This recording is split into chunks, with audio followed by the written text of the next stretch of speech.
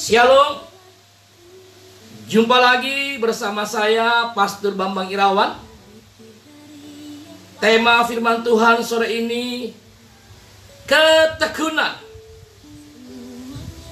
Mungkin sore ini Bapak Ibu bertanya, mengapa kita harus hidup dalam ketekunan? Apa itu arti ketekunan? Nah, kita lihat Bapak Ibu ayatnya di dalam Yakobus pasal yang pertama, ayat yang ketiga. Demikian bunyi firman Tuhan. Sebab kamu tahu bahwa ujian terhadap imanmu itu menghasilkan ketekunan. Jadi saudara, ketekunan itu adalah hasil dari ujian iman. Saya ulangi saudara, ini hal yang penting. Jadi ketekunan itu adalah hasil dari ujian iman. Jadi hari-hari ini kita yang berkata sebagai orang Kristen punya iman, punya keyakinan, punya percaya kepada Yesus, kita sedang diuji. Terbukti atau tidak iman kita. Sebab iman itu teruji, terbukti ketika ada yang namanya ujian. Contoh saudara, seorang pelajar, dia layak dikatakan naik kelas ketika dia sudah selesai menghadapi ujian sekolah. Dia bisa naik kelas. Seorang mahasiswa, dia pantas, dia layak mendapatkan gelar sarjana ketika dia sudah selesai menghadapi ujian skripsi. Maka dia layak menyandang gelar sarjana. Saudara, ketekunan ini adalah hal yang penting bagi hidup kita di hari-hari terakhir. Karena saya melihat begitu banyak manusia yang awalnya semangat, yang awalnya begitu percaya, yang awalnya begitu antusias. Tapi hari-hari ini karena dia tidak tekun, maka hidupnya penuh dengan kekecewaan. Hidupnya penuh dengan putus asa. Kenapa saudara? Karena dia tidak tekun. Saudara, apa itu ketekunan? Kenapa kita harus hidup tekun? Nah, kita lihat satu ayat saudara, di dalam kitab Wahyu pasal 14 ayat yang ke-12. Demikian firman Tuhan. Yang penting di sini ialah ketekunan orang-orang kudus. Siapa orang-orang kudus? Saya dan saudara. Jadi bagi Tuhan, orang-orang kudus yang hidup dalam ketekunan itu adalah hal yang sangat penting. Dikatakan orang-orang penting yang menuruti perintah Allah dan iman kepada Yesus. Jadi saudara, kalau sore ini kita bicara tentang ketekunan, karena buat Yesus itu adalah hal yang sangat penting. Apa itu arti dari ketekunan? Ketekunan berasal dari kata tekun. Apa artinya tekun? Terus menerus melakukan sesuatu sampai selesai. Saya ulangi saudara.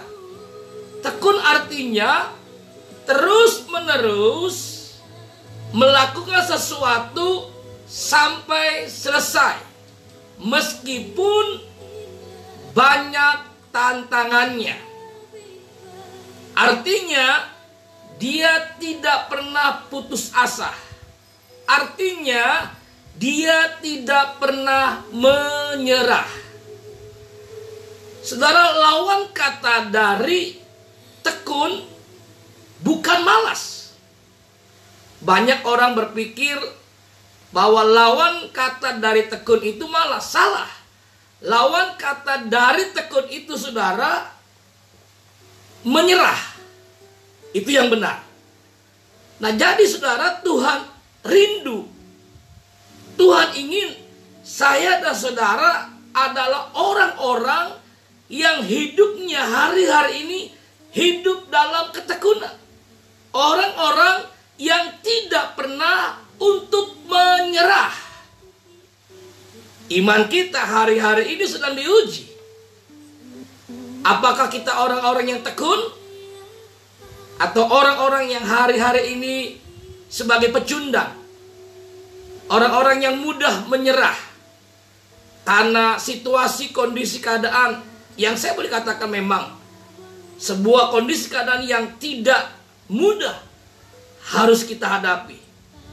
Kita masuk di zaman yang baru, new normal. Normal yang baru, bukan normal yang lama. Yang kita nggak perlu pakai masker, yang kita nggak perlu jaga jarak, yang mungkin kita nggak perlu sesering mungkin cuci tangan. Kita hidup di zaman normal yang baru. Kemana-mana kita harus pergi pakai masker, Bapak Ibu. Kita harus sesering mungkin cuci tangan. Bahkan kita harus jaga jarak. Itulah sebuah kehidupan normal yang baru yang kita sedang hadapi. Tapi saya percaya, saudara, ketika kita tidak pernah menyerah dengan hidup ini, dengan tantangan ini, dengan badai ini, artinya kita tekun. Itu pasti kita adalah pemenang, saudara. Kita adalah orang-orang yang luar biasa. Tuhan mencari di hari-hari terakhir ini orang yang tekun. Saya percaya, saudara, Tuhan menemukan sore ini orang-orang yang tekun. Saya dan saudara yang mendengarkan kebenaran sore hari ini. Jadi saudara, ujian dari iman itu menghasilkan ketekunan. Mungkin sore ini Bapak Ibu bertanya kepada saya, Pastor Bambang, kita harus tekun dalam hal apa? Nah, kita melihat, saudara, ada beberapa poin penting yang Tuhan ingin kita tekun dalam hidup ini. Kisah Rasul pasal yang ke-12 ayat yang ke-5. Demikian bunyi firman Tuhan. Demikianlah Petrus ditahan di dalam penjara, tetapi jemaat dengan tekun mendoakannya kepada Allah. Jemaat dengan tekun mendoakannya. Poin yang pertama, saudara, yang Tuhan inginkan hari-hari ini kita tekun dalam doa. Katakan bersama saya, doa. Iman kita sedang diuji. Untuk apa? Menghasilkan ketekunan. Apakah kita hari-hari ini masih terus tekun di dalam doa? Atau kita sudah menyerah? Sudah give up? Sudah menyerah? Kenapa? Karena doa-doa kita tidak dijawab. Kenapa? Karena doa kita sepertinya tidak punya kuasa. Sepertinya Tuhan tidak mendengar doa kita. Saudara, mari kita mau terus dan terus tekun di dalam doa. Sekali berdoa, 2 kali berdoa, 5 kali berdoa, belum ada jawaban. Mari kita terus tekun untuk berdoa. Ini penting buat kita, saudara. Jangan sampai, saudara, kita menjadi orang Kristen yang akhirnya tidak percaya. Bahkan yang sangat mengerikan. Akhirnya kita berkata, sepertinya Yesus gak punya kuasa. Hati-hati, saudara. Tuhan rindu kita hari-hari ini menjadi pribadi yang tekun di dalam doa. Kalau belum ada jawaban, terus berdoa. Belum ada jawaban, terus berdoa. Belum ada jawaban, terus berdoa. Sampai kita menemukan jawaban itu. Itulah yang Tuhan inginkan. Orang-orang yang tekun, saudara. Nanti saya kasih tahu saudara berkat bonus orang-orang yang tekun. Yang kedua, Tuhan ingin kita tekun dalam hal apa, saudara? Dalam baca firman. Yang pertama dalam doa, yang kedua kita tekun dalam baca firman. Bagaimana hari-hari ini kita tekun nggak baca firman? Jangan sampai ketika kita baca firman kita nggak mengerti, kita bilang capek, ngantuk. Ini mah kayaknya tugasnya pendeta. Saya menjemaat nggak ngerti. Hati-hati saudara. Itu ciri-ciri orang yang tidak tekun. Orang yang tekun, saudara, sekalipun dia baca firman, dia tidak mengerti, dia akan terus baca. Dia terus baca, dia terus baca sampai dia mengerti, sampai dia memahami. Karena perintah baca firman itu bukan hanya untuk para hamba-hamba Tuhan, para pendeta. Tapi baca firman, baca Alkitab itu perintah buat setiap orang yang percaya kepada Yesus. Jadi penting saudara, yang pertama bagaimana kita tekun di dalam doa. Yang kedua, kita tekun dalam baca firman. Yang ketiga, bagaimana kita tekun hari-hari ini dengan pujian penyembahan kita.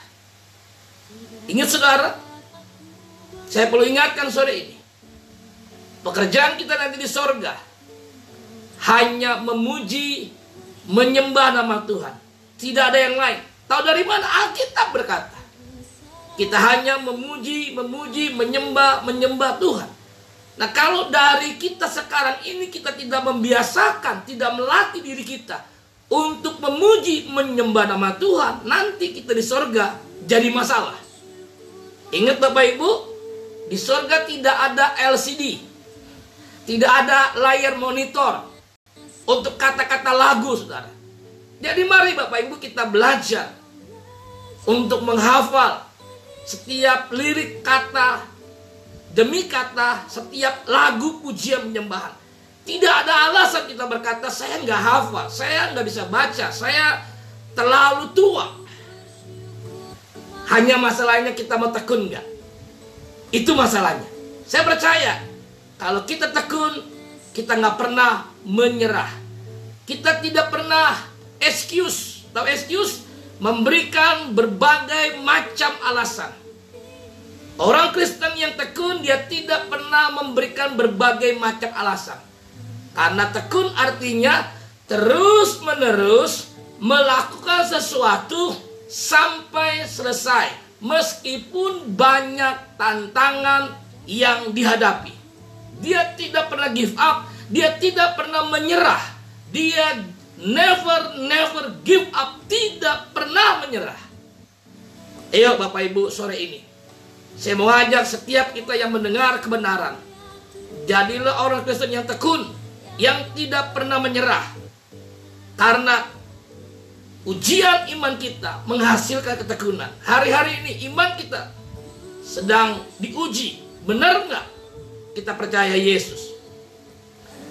Yang pertama, tekun di dalam doa. Terus berdoa sampai kita mendapatkan jawaban.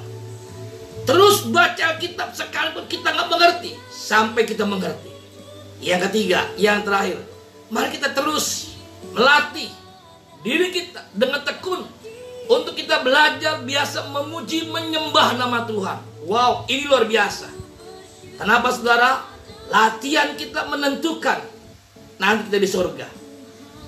Kita terbiasa tidak menyembah, memuji nama Tuhan. Dimulai dari mana? Di bumi ini. Dimulai kapan? Sore ini, saudara. Dan sebagai poin yang terakhir, bonus yang tadi saya katakan kepada saudara, buat orang-orang yang tekun. Ibrani 10 ayat 36. Demikian firman Tuhan. Sebab kamu memerlukan ketekunan. Saya ulangi saudara. Sebab kamu memerlukan ketekunan, supaya sesudah kamu melakukan kehendak Allah, kamu memperoleh apa yang dijanjikan itu. Tuhan ingatkan lagi saudara, bahwa kita butuh yang namanya ketekunan. Untuk apa? tidak semua yang Tuhan janjikan kepada saya dan saudara. Ada banyak janji. Salah satu janji Tuhan, kita akan terus naik, bukan turun. Jadi kepala, bukan jadi ekor. Itu janji yang luar biasa. Mari Bapak Ibu, jadi pribadi yang tekun. Jangan pernah menyerah. Itu saya pesan. Jadi pribadi yang tekun. Jangan pernah menyerah, kalah dengan kondisi, dengan situasi apapun yang hari-hari ini sedang kita hadapi. Karena Tuhan mencari orang-orang yang tekun.